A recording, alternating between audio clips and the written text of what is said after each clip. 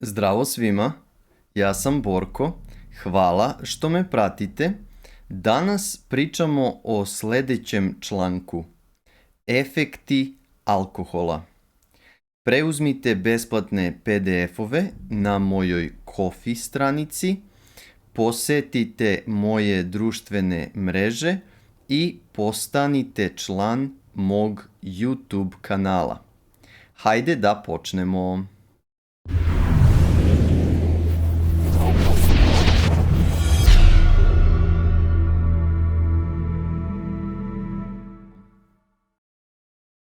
Ispijanje pola litra piva može skratiti očekivani životni vek za istu količinu kao i pušenje jedne cigarete.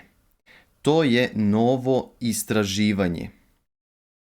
Ranija istraživanja su pokazala da konzumiranje umerenih količina alkohola može smanjiti rizik od srčanih oboljenja. Međutim, jedna najnovija studija dovodi u pitanje ove nalaze. Studija pokazuje da što više alkohola osoba pije, to je veći rizik od moždanog udara, fatalne aneurizme, zatajenja srca i rane smrti.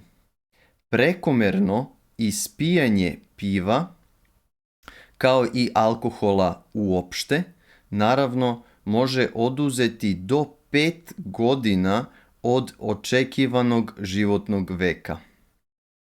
Iako je konzumiranje alkohola povezano sa većim rizikom od oboljenja jetre i nekih karcinoma, odnos sa srčanim oboljenjima je složeniji. Nekoliko studija ranijih godina je pokazalo da su apsolutna apstinencija od alkohola kao i konzumacija velikih količina alkohola povezani sa većim rizikom od srčanih bolesti, ali čini se da umerene količine deluju kardiozaštitno. Ovo je dovelo do opšte prihvaćenog uverenja da umereno piće može biti dobro za srce. To je sasvim netačno. Bilo koja količina alkohola je štetna. Alkohol nikada i ni u kojoj količini nije dobar i nije zdrav. Da bi se stvari dodatno zakomplikovale, različite zemlje imaju različite preporučene bezbedne nivoe pijenja i različite definicije standardnog pića. Glavni medicinski službenik Velike Britanije preporučuje da i muškarci i žene treba da ograniče unos alkohola na najviše 14 jedinica alkohola nedeljno, što je oko 3 do 3,5 litra piva prosečne jačine ili 6 do 7 čaša vina prosečne jačine. Preporuke su opuštenije u drugim zemljama. U SAD-u i Italiji gornje granice bezbednog pijenja za muškarce su oko 2 puta veće nego u Velikoj Britaniji. Istraživanje je uporedilo zdravlje i navike pijenja kod više od 600.000 osoba koje piju u 19 zemalja širom sveta i uzelo u obzir razlike među ljudima kao što su pol, bolesti, uključujući dijabetes, i način života, kao što je pušenje. Otkriveno je da je gornja bezbedna granica pijenja otprilike jednaka 2,5 litra piva prosječne jačine ili 5 čaša vina prosječne jačine nedeljno. Pijenje iznad ove granice povezano je sa kraćim životnim vekom. Na primjer, ispijanje 10 ili više pića nedeljno povezano je sa kraćim životnim vekom za 1 do 2 godine. To je oko 15 do 30 minuta izgubljenog života po piću, što je ekvivalentno efektima pušenja cigarete. Uzimanje 18 ili više pića nedeljno je povezano sa 4 do 5 godina kraćim životnim vekom. Koristi nadmašuju rizike. Da bismo dobili potpuniju sliku, naša studija je razmatrala efekte pijenja alkohola na mnoge različite vrste srčanih bolesti, dok se većina prethodnih studija obično fokusirala na pojedinačne tipove.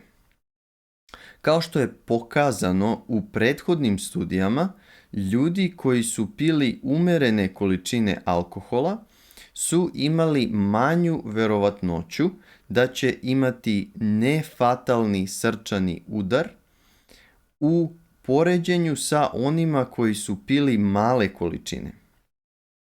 Verujemo da ovaj efekat može biti povezan sa HDL holesterolom, takozvani dobar holesterol, koji se povećava sa konzumiranjem alkohola.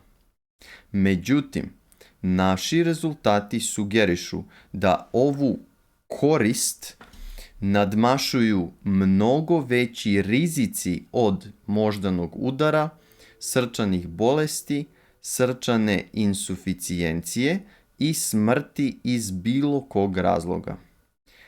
Efekti alkohola bili su lošiji za one koji piju pivo i žestoka pića u poređenju sa onima koji su pili vino i za one koji piju prekomerno u poređenju sa onima koji piju istu količinu ravnomernije tokom nedelje.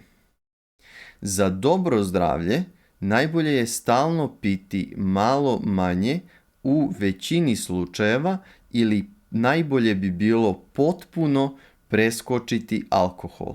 Najbolje bi bilo da uopšte ne pijemo alkohol, zato što je alkohol u svakom slučaju i u svakoj količini štetan za naš organizam. Ali kada pijete, pokušajte da to odvojite tokom nedelje, umjesto da pijete nekoliko alkoholnih pića odjednom ili dnevno. Ponovit ću, najbolje i najzdravije je uopšte ne piti alkohol. To je to. Hvala vam što ste me gledali. Također, vežbajte svoj srpski jezik preko aplikacije YouTalk. Preuzmite besplatne PDF-ove na mojoj Ko-fi stranici, posjetite moje društvene mreže i postanite član mog YouTube kanala. Hvala i vidimo se. Ćao!